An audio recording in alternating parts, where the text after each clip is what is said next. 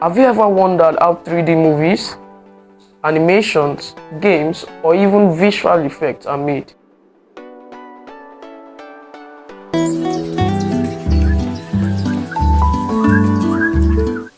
In this series, I'm going to teach you all of that using a free software called Blender.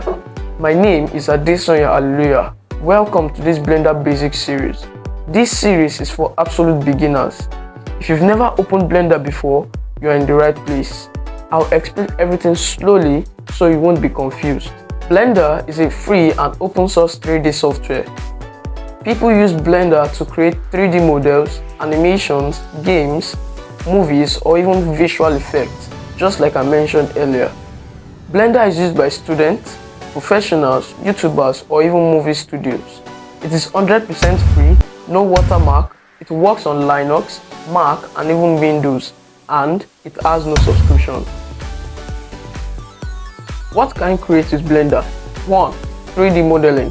You can create 3D models like houses, cars, furniture, and more. 2. Animation.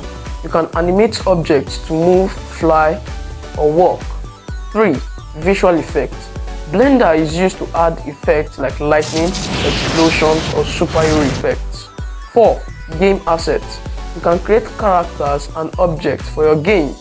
5. Motion graphics. You can create animated logos and text for videos and businesses. Who is this series for?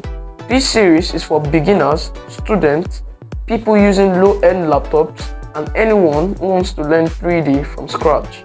In this series, we'll start from the basics: Blender interface, navigation, simple modeling, materials, lighting, and the first render. Each video will focus on one topic so you won't be confused. This is my advice for you.